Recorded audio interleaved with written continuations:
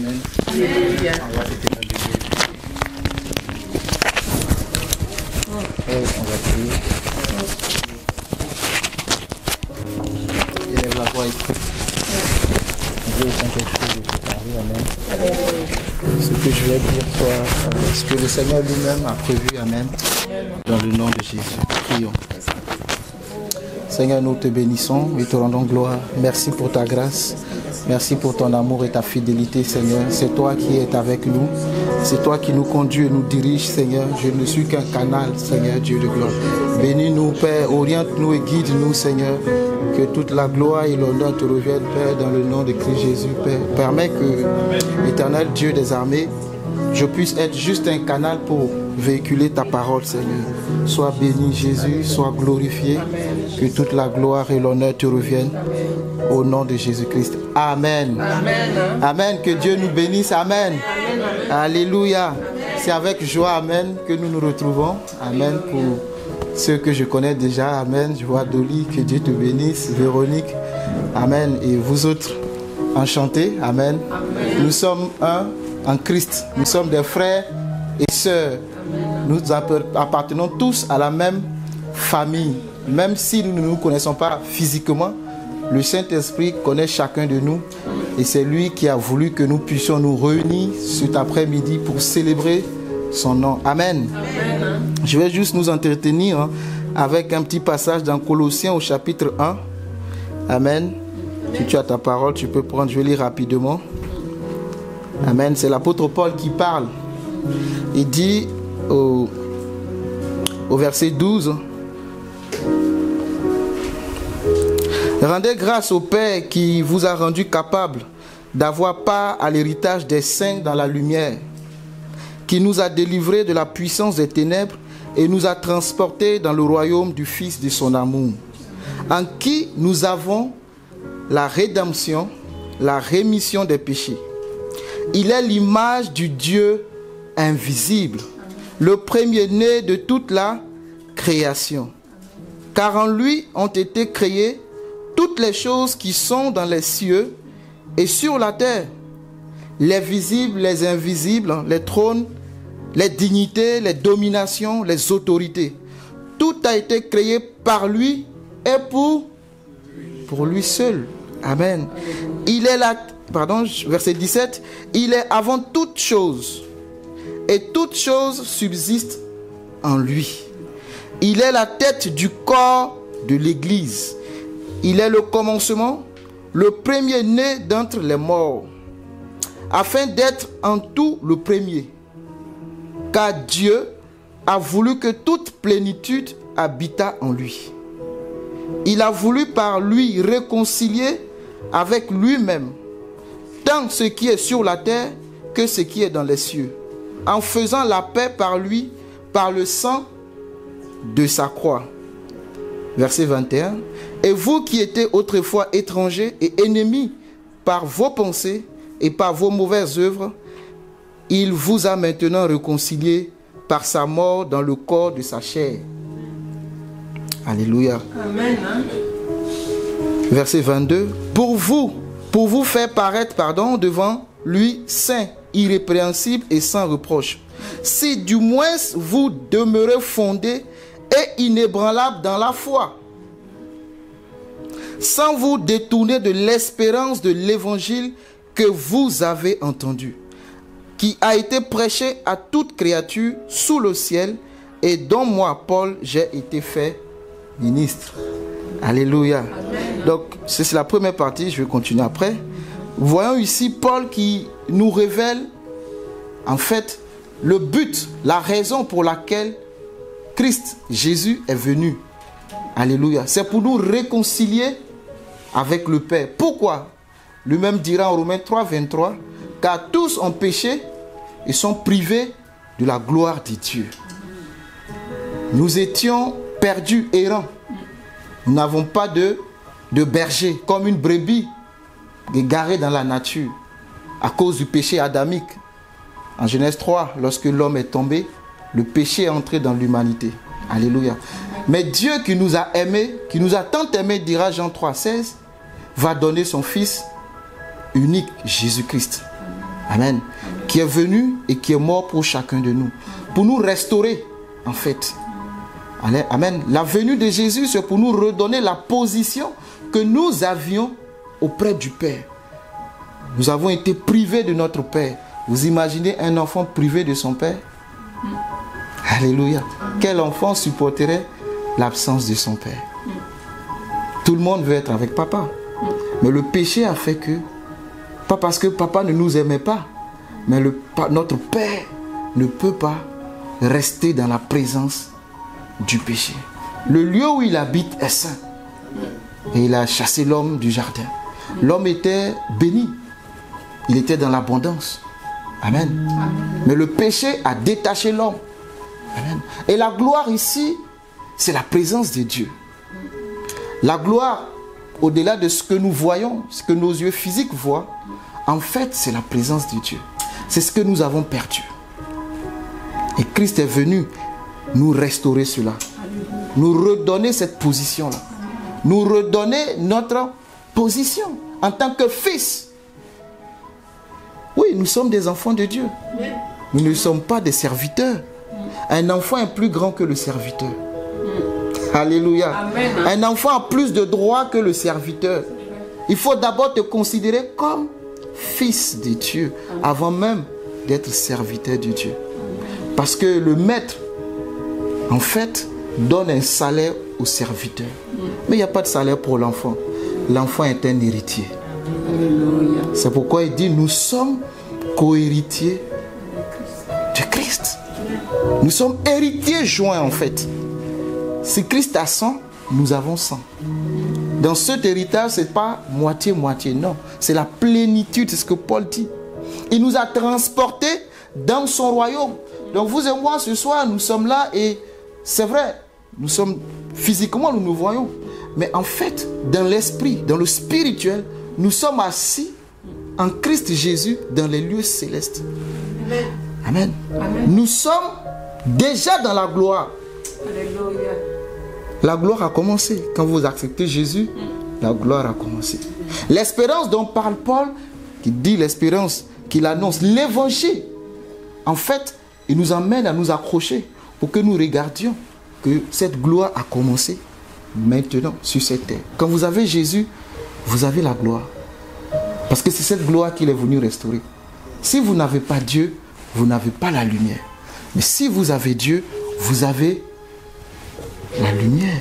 Alléluia. Amen. Vous êtes avec moi? Oui, si vous avez Dieu, vous avez la lumière. Amen. Amen. Et là où il y a la lumière, les ténèbres ne peuvent plus régner. Amen. Il ne peut pas avoir en même temps la lumière et en même temps les... Si on éteint tout de suite, on sera dans les ténèbres. Soit c'est la lumière, soit c'est les ténèbres. Mais nous avons Jésus. Or, Jésus est... Donc nous sommes dans la lumière. Dans la lumière. C'est le diable qui veut nous faire croire que nous vivons encore dans les ténèbres. Non, nous sommes des enfants de lumière. Et lui-même dira, vous êtes la lumière du monde. On n'allume pas une lampe pour la mettre sous la table. Cette lumière nous éclaire. Si elle était cachée, c'est vrai, elle est allumée, mais il y a un souci, c'est que elle est cachée. Elle est voilée. Mais en Dieu, cette lumière nous éclaire. Et c'est Jésus. Amen. Si vous connaissez un peu la configuration du tabernacle, le lieu très saint, ce n'est pas la lumière du jour qui éclaire là-bas, mais c'est la gloire de Dieu. Et c'est là-bas qu'il nous a transportés. Amen. Amen. Amen. Nous sommes dans la gloire de Dieu. Alléluia. Nous sommes dans la gloire de Dieu. Alléluia. Nous sommes dans la gloire de Dieu. Amen. Nous avons Christ, nous sommes dans la gloire de Dieu. Alléluia. Ce n'est pas maintenant que tu as Christ que Christ va te laisser. L'apôtre Paul dira en Romains 8, si il a donné Christ, Jésus, si Dieu a donné Jésus, qu'est-ce qu'il va refuser? Rien. Il va tout nous donner. Pourquoi? Parce que nous avons la lumière. Mais le diable va nous faire croire que parce qu'il nous manque des choses, nous ne sommes pas enfants de Dieu. Parce qu'il nous manque des choses, nous ne sommes pas bénis de Dieu. Mais c'est une erreur. Amen. En Christ, c'est parce que nous avons qui témoigne de notre identité. Non. C'est qui nous sommes. Amen. Alléluia. Le manque ne dit pas que nous ne sommes plus enfants de Dieu. Non, non, non. Rien ne nous séparera de l'amour de Jésus. Ce n'est pas le manque qui nous définit, mais c'est notre identité qui nous définit. Et nous sommes des enfants de Dieu. Amen. Christ est l'image du Dieu invisible. Si vous cherchez Dieu, si vous avez vu Christ, vous avez trouvé. C'est pour cela qu'il a dit à Nathanaël, depuis longtemps vous êtes avec moi et tu me demandes, montre-nous le Père. Mais tu as un souci toi Nathanaël. Longtemps je marche avec vous et tu demandes à voir le Père. Celui qui a vu le Fils a vu le Père. Maintenant il dit le Fils est en toi. Donc celui qui t'a vu a vu. Tu crois pas? Si, amen, amen. Est-ce que tu crois en ça? Mais tu ne crois pas. Alléluia. Amen. Tu dis, est-ce que, avec ce que j'ai fait hier nuit là, est-ce que, est-ce que l'amour de Dieu est plus fort que le péché? Amen. Tu sais ça? Amen, amen, amen. L'amour de Dieu est plus fort que le péché.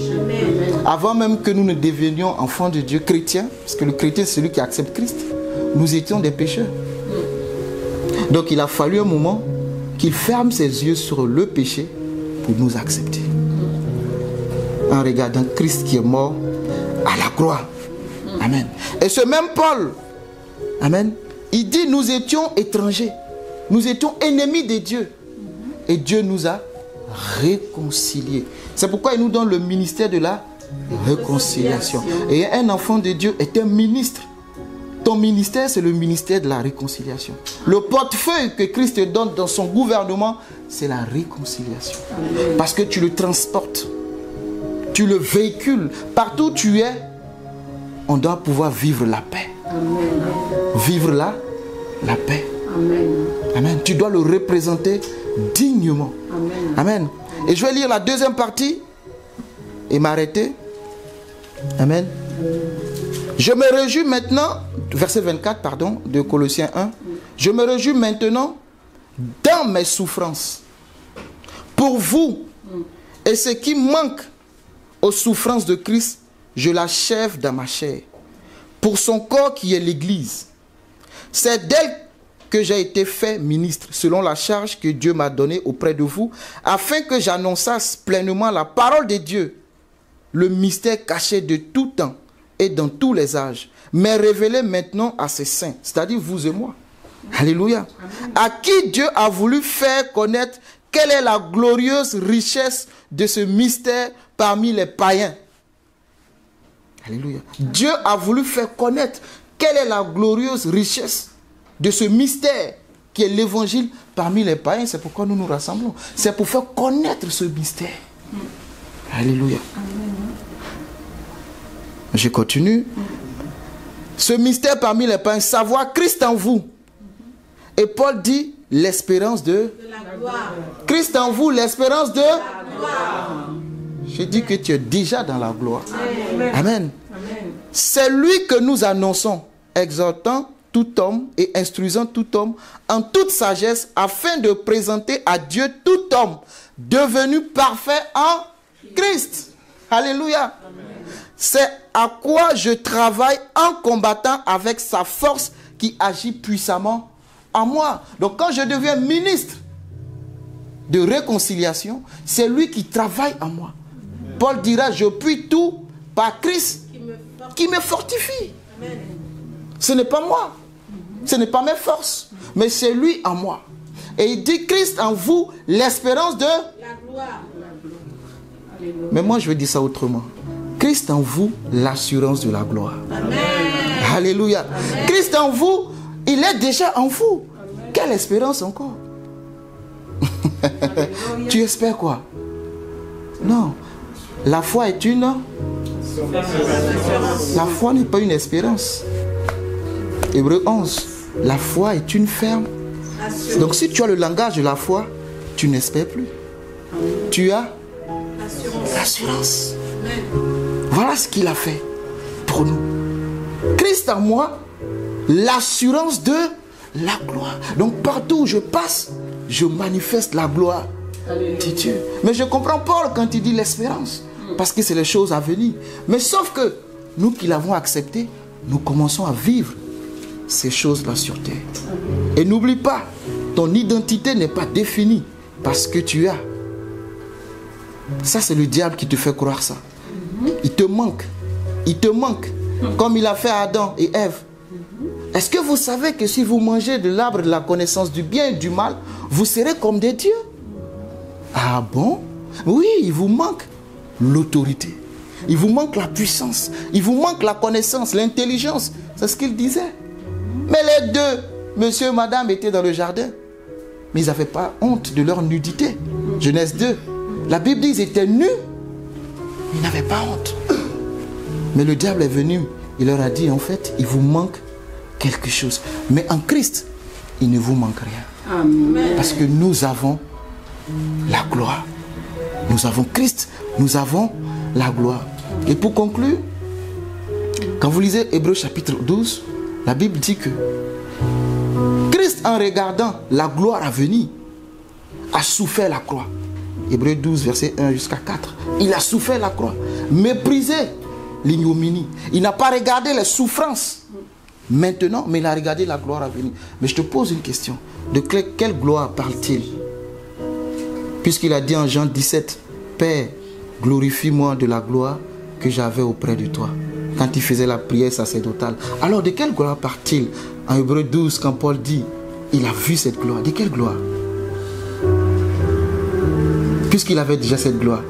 Mais en fait, cette gloire, c'est vous, c'est moi, c'est l'Église. Amen. Amen. C'est ça que tu dois avoir en esprit. Il est mort pour l'Église. Amen. Donc quand il regardait loin, il voyait ta vie, ma vie, ensemble, former le corps. Il a dit, j'accepte de mourir. Donc change ta mentalité. Amen. Tu vis déjà dans La gloire. la gloire. S'il y a le manque, Philippiens 4 dit, faites connaître vos besoins à Dieu. Par des prières, des supplications, Amen.